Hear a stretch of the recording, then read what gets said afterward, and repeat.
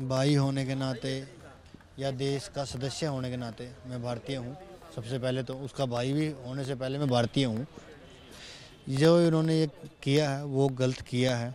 जो हरकत की है उन्होंने ये गलत की है, इसमें कोई दो राय नहीं है। लेकिन उन्होंने जिस मुद्दे पे आवाज़ उठाई है वो आवाज़ सही उठाई है, लेकिन उनका तरीका गलत था। ये तरीका गलत था उनका, लेकिन जो उन्होंने आवाज़ उठाई है वो सही है। मैंने बीजेपी को वोट दिया है। मैंने बीजेपी को वोट दिया है। खुद सपोर्ट की है मैंने। मेरे परिवार ने खुद सपोर्ट की है।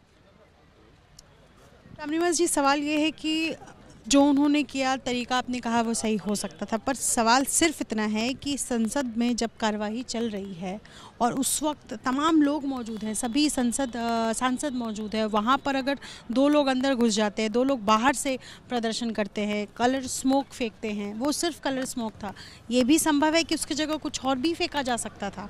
तो आपको लगता है कि इस मामले में सरकार ने जो देशद्रोह का कानून के तहत मुकदमा दर्ज किया है वो सही किया है? वो सरासर गलत किया है। सबसे पहले तो सबसे बड़ी कमी तो वहाँ पे जो सुरक्षा अधिकारी थे उनकी है। अगर अगर वो स्टिक रहते तो आज जो आप इकट्ठे हैं, हम इकट्ठे हैं, यहाँ होने की ज़रूरत ही नहीं थी। उनको वहीं पे पकड़ना चाहिए था। तो जहाँ तक मेरा सवाल है तो सुरक्षा में भी कमी है।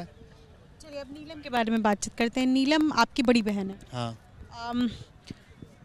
क्या नीलम इस तरीके से कोई भी आपराधिक घटना में, मतलब उन पर इससे पहले भी मुकदमा इस तरीके का दर्ज हुआ है? अभी तक तो कोई नहीं है, कोई मुकदमा नहीं है, कुछ भी नहीं है। सिर्फ एक ये पता है कि किसान आंदोलन के साथ जुड़ी हुई थी वो, किसान आंदोलन के साथ वो अकेले जुड़ी नहीं थी, उसके साथ तो सारा परिवार था। हम भी साथ में थे, मेरे पिताजी भी थे, मेरे बड़े भाई भी थे, मैं भी था।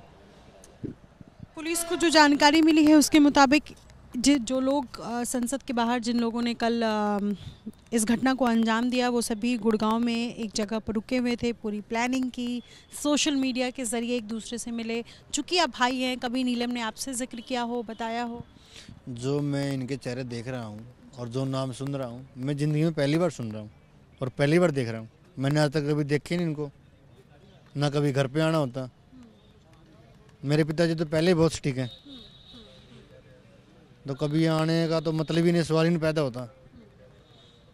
और घर में मेरी माताजी रहती हैं।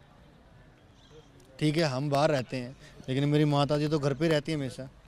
मेरी वाइफ भी घर पे रहती हैं। हम ही बाहर रहते हैं काम के सिलसिले में, और तो सभी घर पे ही रहते हैं। उनको तो पता चलेगा कम से कम। दोस्त हैं जो लोग वहाँ पर मिले, उनमें से किसी को आप नहीं जानते, या परिवार में और कोई सदस्य उनको नहीं जानते? मैं क्या, मेरा पूरा गांव नहीं जानता उनको। मैंने पता नहीं कितनों से पूछ लिया कि आप इनको जानते हो, सभी का एक ही जवाब, रामनाथ भाई हमें इनको किसी को भी नहीं जानते। आज तक किसी की शक्ल ही नहीं देखी हमने। बोले सुरक्षा में सेंध को लेकर सवाल है और ये कहा जा रहा है कि तमाम जो सांसद हैं वो कड़ी कार्रवाई की उम्मीद कर रहे हैं। आप चाहेंगे कि यूएपीए एक्ट के तहत जो मुकदमा दर्ज हुआ है वो सरकार वापस ले ले? हाँ, वो तो वापस लेना चाहिए इनको। आगे उनका भी फ्यूचर है, स्टूडेंट हैं वो भी, इतने पढ़ लिख रहे हैं। अगर वो नहीं लेंगे तो उनकी भी गलती है। पढ़ने लिखने वाले छात्र ये नहीं करते हैं। पढ़ने लिखने वाले, अब आप एक बताओ, इतने पढ़ने लिखने के बाद भी अगर उनको रोजगार नहीं मिलेगा तो क्या करेंगे वो? कुछ तो करेंगे वो। अब आप देख लो, किसी की भी मंत्री के, एमएलए के घर चले जाओ, कोई नहीं सुनता है किसी की। सिर्फ एक संसद और एक सुप्रीम कोर्ट, ये दो ही जगह हैं जहां इनको नोटिस किया जाता है बस, और कहीं नहीं करते। आते हैं, हाथ हिलाते हैं, वोट लेते हैं और चले जाते हैं बस, और कुछ काम तो करते नहीं। नीलम को जब पुलिस वहाँ से लेकर गई तो वो लगातार मीडिया में आ रही थी, उन्होंने बयान दिया, तो आपको लगता है कि ये सब कुछ सिर्फ एक पब्लिसिटी के लिए हो सकता है या इससे ज़्यादा कुछ? पब्लिसिटी की उसको क्या ज़रूरत है? स्टूडेंट को पब्लिसिटी की ज़रूरत नहीं होती। अब तो उन्होंने ना ये बोलो तो दिया उन्होंने कि ये तो 45-50 साल की स्टूडेंट है ही नहीं। और जहाँ तक हमारा अनुमान है, जहाँ तक हमने पढ़ा है, हम भी पढ़े लिखे हैं, कम ही पढ़े हैं, जहाँ तक हमारा अनुमान है, जहाँ तक हमने पढ़ा, वहाँ में लिख कर के आया कि शिक्षा की कोई आयु नहीं होती।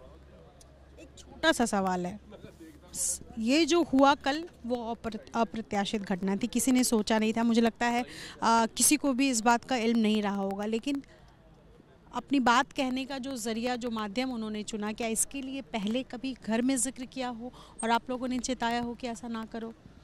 आप तो मैं बार बार ये बोल रहा हूँ, अगर हमें ये बताएगी ना वो कि मैं ये ऐसे ऐसे कदम उठाऊंगी, मैं दिल्ली जाऊंगी, ये करूंगी, उसको जाने कौन देगा? वो जान से ज़्यादा प्यारी है हमें।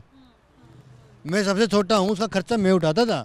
मैं उसके, मेरे गूगल पे आप चेक कर लेना, 5,000, 7,000, 10,000 रुपये की ट्रांजैक्शन मैं करता था, वो खर्चा मैं पे करता था उसको, सिर्फ पढ़ाने के लिए। अब दिल्ली जा रहे हैं? दिल्ली जाएंगे, ज़रूर जाएंगे, चाहे कुछ भी हो जाए। अब जो ये सरकार जो कर रही है ना, आतंकवादी बनाने की कोशिश कर रही है, ये सरासर गलत है। सिर्फ यही गलती होगी कि हम इस भारत देश के मूल निवासी हैं, यही गलती होगी हमारी। चलिए, शुक्रिया बातचीत करने के लिए। ये रामनिवास है, नीलम के छोटे भाई, जो कह रहे हैं कि पिछले कई सालों से नीलम की पढ़ाई का खर्चा उनके भाई यानी रामनिवास ही उठाते थे, उनके अकाउंट में पैसे भेजते थे ताकि नीलम अपनी पढ़ाई पूरी कर सके। हालांकि नीलम ने जो किया उसका अंदाज़ा न सिर्फ परिवार बल्कि गांव में किसी व्यक्ति को नहीं था, ऐसा उनके भाई दावा कर रहे हैं। हालांकि छोटे भाई का साथ साथ ये भी कहना है कि UAPA एक्ट के तहत जो मुकदमा लगाया गया है नीलम के ऊपर, वो सरकार वापस ले और इसके लिए वो दिल्ली जाएंगे। उनको उनकी बहन प्यारी है। फिलहाल नीलम से पूछताछ चल रही है। सहयोगी संजीव के साथ निधिश्री, ABP न्यूज़, उचाना।